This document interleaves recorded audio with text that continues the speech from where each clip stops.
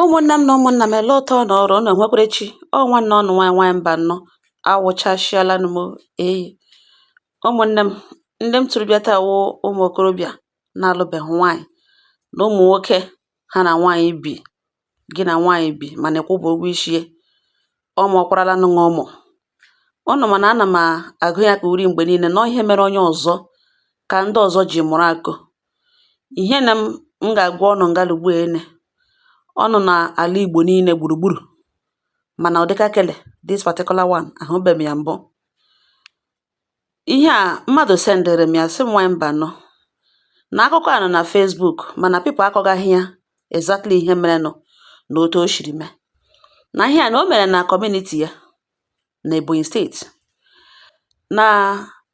nwoke na ụnọ hụga ngalugbu ene ya na nwaanyị a guzoro n'akụkụ na ihe awụ nwaanyị mụrụ ya ụmụ. As a matter of fact, ke nwaanyị anwụọna na ọ wụ ozu mmadụ ka unu lega ihe ke nwaanyị anwụọna.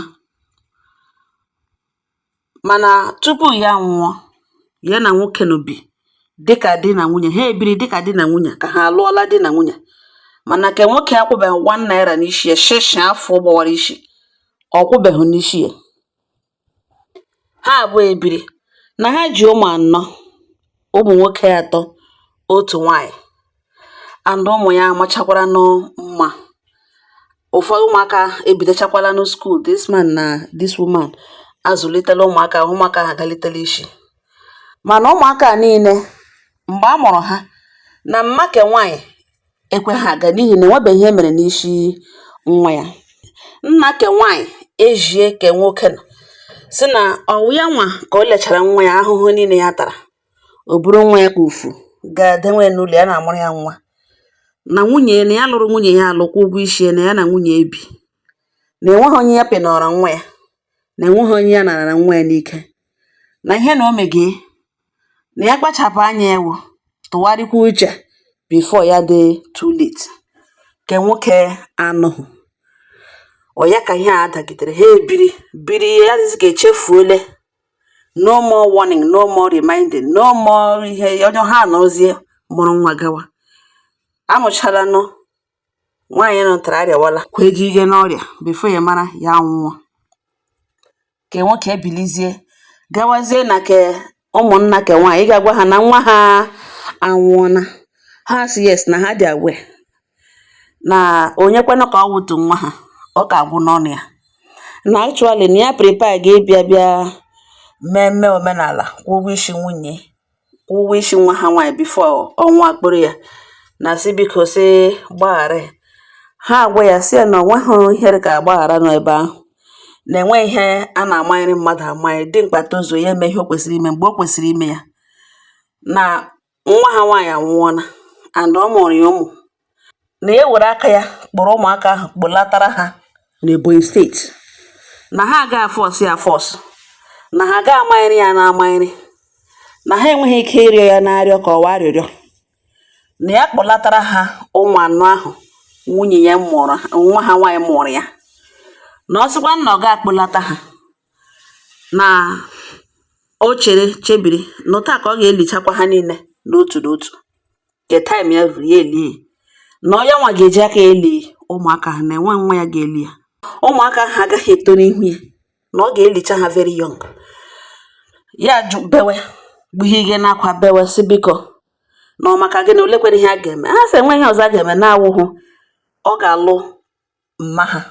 dị ndị ọ ga-eji ekele ma ụmụaka ahụ ọ ga-alụ mama ha ahụ lụtụrụcha ya ala gbaa ya gwawa ha sị gasị na otu ọnwụkwala na ele na otu ya na ọwụ ya wuo. Ha sị mba na ya hapụrụ ha na ọnwụkwala na that day rute na a ga-ere eziri ya na ọ ga-akwụrụ stand ya dịka nwaanyị di ya na nwoke na-eme ihe isi ka nwoke ya ewe ọnụ ya sị gịnị. Ha sị yes. Ha ewere list nye ụmụnne m ihe nwoke kwesịrị ime ebe kwesịrị ime 1 naira ede ya 50 naira. Ha agwa ya na a na-ekwe ya ọnụ na mgbe ekwesịrị ikwe ya ọnụ owu ma ọ wụrụ na ọ mụbereghị ya nwa mana as long as ọ mụrụ na nwa na enwe ihe nọ na list ahụ o nwere right ikwe ọnụ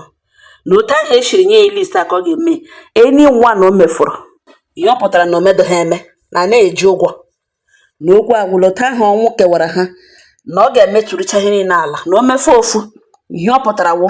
na onwebedị ka o mere eme stil ọ ga-akpọlatara ha ụmụaka ahụ. Ụmụnne m nwoke ewerele na list lakwuru ụmụnna ya ha gbagharịwa tụnwe n'ego ego na-eji alụ ọgụ nwaanyị na nnọ nwaanyị ha etughị etụkalata ya nke o megarị nga elishi ụmụ ya ụmụaka tozi imagine ụmụ inwecha nwa 15 nwa 18 nwa 20 nwecha bido liwe ha ahụhụ niile ahụ this man sị mba tata isheta ya na ụmụnne ha etughị ego duru ya bịa that very day ha bịara ha ime ha sị ya kwụrụ n'ezi agaba ewepụta ozu nwunye kpọpụta ya eme ihe ha mere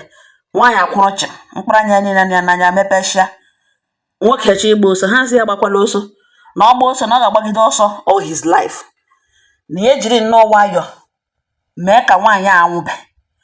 ya emehiekoro mee ka ọnwụbe na ọ ga-emetụchagbukwu ya aka na o mekwa ka ọnwụbe na ọnwa anwa atọ ya ụjọ na ọ ga-atụgide ụjọ all his life na ọ ga-emejagide ya all his life. Ụmụnne m this man bazie onwe ya mmamịrị ahụ nwaanyị ya nọrọ ọdụ okwugekwen ha okwu ihe ọ nọ wee eme ya elegharị anya lemele nwaanyị nwụrụ kemgbe eme ya ugbughere isi eme ya ele di anya di ya elekwene ya ha eleorite onwe ha nwoke ajụ niile na ya na ha ebilite akwụrụcha n'ụjọ ụta ka emegide ihe mege ihe n'isi ya metụrụcha ya ala gbaa ya ha sị ya ngwa ya gụrụ nwunye nga ka ogoro bidoro tọwazie emechakwa ọ gụkwara ka ọ gụrụ nwaanyị nọ ntara ndị nwaanyị nọ ntara ha emeghe ihe ha mere nwaanyị a nọrọ ha ọdụ this man abịa ntara were ha oche nọrọ ọdụ emecha omenala niile before eburu ozu nwaanyị a wezi okwu ili ya. Ụmụnne m ọ gịnị ka ga-ele ebe okwu m na-aga ihe ahụ ịma na ịchọghị mmadụ mee ya emere ya onye ọzọ ịmụga nwa onye jụọ nsọ olee ihe fuchọ ị chọrọ fọ nwa n'ugbo nwa nwaanyị nga ị ga-asị na ịzụcha anya ya etolite ezigbo nwoke dị mma bịa lụrụ ya kwa ụgwọ isi ya. Ị nwere olileanya na adaghị nwaanyị ahụ ebe nwaanyị amụrụ ụmụ nwoke atọ otu nwaanyị nga ahụ ị chọrọ ka ọ lụọ di onwe ihe ga-eme n'elu ụwa gị wishie ka ọ hụ nwoke ya mma ahụ ya kpere odenwe n'ụlọ mụọrọ ya nwa de na gịnị kpatakwara na ị ga-eji gị na nwaanyị biri n'ụlọ for how many years ị gaghị aga emenweta ihe na list imetawa ya small gị biri na amụrụ nwa free of charge gị eme ịga ebọda his sender. N'ala Igbo ihe akọ m na-ekwu ebe a na-eme n'Igbo niile mana ndị Ebonyi steeti dịka ha eji otu kara mana otu Ebonyi steeti si eme gị ndị the whole of Igbo land shota may adopt enwe nwoke ga-ebi ihe gada zụtọrọ nwa mmadụ na ịga na-atụ ya ime without aga ngakwa ụgwọ isi otu eshikọ akụkọ n'ugbo were otu n'oshi eme just that anụbeghị m this part ihe m na-anụ before ikekwe nwaanyị ga-adụrụ na mọchụarị a ga-eme ihe ichie ikekwe gbodowe n'elu tebụl mana irezi bọdị ya kwụrụ chịm nọrọ ọdụ elegharị anya agba anya kwara ote m si ahụghị anya na ngala ahụbeghị m ụdịkala mbụ anụbeghịkwana m ụdịka kele mbụ mana ọ bụrụ na ihe ote ndị Ebonyi siri meke na Igbo niile ga-apụta zukọ na-eme ya otu n'onu nwoke ga-ama ihe o kwesịrị ime mgbe o kwesịrị ime enwere taịm eji eto okorobịa nwee taịm eji aga alụ nwaanyị nwee taịm eji ga mụbido mụwa nwa ị gaghị abịa gị ego ha 1 ego ha 2 gị maka ịga na 3 nwa onye ọzọ nwa nwoke ibe gị mụrụ and ikekwe nwa ya because of ọ mụrụ nwa ya ke nwaanyị ahụ ịhapụ ụmụ ya lawa enye nwee nsogbu gị filie na ijide na ya ụmụ na nwa onye ga-alụ ha kwana ya ọwụhụ na onye ga-alụ ha kwana ya ọ maghị ebe ọ ga-ahapụli nwa ya apụ ọgwara akpịrị nwa ya betobịa jụọ ese onye wụ nna ya gị filie na ịtrapụọla such woman down ọwụ na iji ha ego ga-ese mba ka ị na-egazie ibutela ụkwa n'oshi ọgba gị na ịga wete nwaanyị na-akwụghị ụgwọ isi ọ na-enwere ka gị na-ebi ụgbọele ọ dịbekwe late hapụkwa na ị na-eme ka ime wayo obi kekwe mgbe niile ya na-eme ya akwa gị file na ọ dị only tin were na-agwa ya okwu unu koyi isi gị si elekwa ụzọ na elekwekwa ụzọ bikos gịnị elụbeghị alụ mgbe niile gị na-eji ya dọ mana ụmụ gịnị ya abụọ mụrụ enwebeghị ikwuru ikekwe ụfọdụ gị si na kpọrọ ụmụ ya kpọrọ ya lụwa gị na chi push the responsibility na-ama ọkụ ya n'elu ya ọ dịkwahụ mma o jụkwara njọ jụọ bụ udele na njọ mee ihe ị kwesịrị ime gaa nara list ịlụ nwaanyị n'ala Igbo a na-alụcha ya otu echi tụtụkọtara gị ga-eme etike ha cheki ihe ndị fọrọ unu gị lawa otu ka ị ga-emegide mgbe ọhịa ọsọkwara nọrọ na list ahụ imenwe nwayọ ntakịrị nga anyị gbara jide gị ganye bifo ị mara gị mechaa ya wuo onye lụrụ nwaanyị ya alụ kega ka kredit nọ emekwuo nwaanyị ebido mụwa mụzee o jokwara njọ jogbu udele na njọ ndị Ebonyi unu nwa aka na ọ bụrụ nọọsụ ala Igbo niile ga-eme this particular thing adopt ọwụ idewezi ha n'elu tebụl denwe ya mere eze the woman gbam pum ya kwụrụ chịrị na-ele gị na-ele otechi hụcha nwaanyị na powder n'ihu otechi mkpụrụ anya chi huo echicha like this icheta nwa okorobịa cheta omenala ọ na-aga ime ma nwụrụ na nwaanyị na nwa akwụ ụgwọ isi ọ ga-ewere oso were ichega akwụ ụgwọ isi nwaanyị ahụ ndị Ebonyi unu ji kelekara abịa na omenala unu ji kelekara biko nwa nwere ndị na-eme ka ha na ụdị ọkwa onye ahụrụ eze ya ka ya kachi kwa nga agbara ahụ ka a na-agba ekwu enwekwara ndị ka ha ka ike kara kelugbo akọ gangana ibi wit nwa onye ọzọ ịmụga nwa ihe ahụ ị na-achọghị ka nwa m welatara nụ ewerela ewega n'ụlọ onye ọzọ ịmụga nwa ị chọrọ ka ọ lụta gị nụrụ ka nwa m dị enweghị ga-emere n'ụwa jụọ ṅụ sọ ga nwa m nwaanyị n'ugbo na-ele ya like gị kwuo were ọnụ m kwuo dat na ya eto ya chọrọ nwoke ọ ga-aga mụrụ nwa ịchọghị ihe dị ụtọ mana gị na nwaanyị bi nwa onye ọzọ bi gị file na iwepụla n'ọnọdụ nwa agbọghọbịa na ịsọkachala na igbotowela ya na ọwụọ ha kwana onye ole gị na ya ebiri ya na-ekwu ga ahụ nne na nna gị ịsa akụkọ eweta n'ego na ụmụaka m ga-aga azụ ha azụ na nwere ihe a na-ekwe masị ụbọchị nta ka chia na owere nchi legherịkwa anya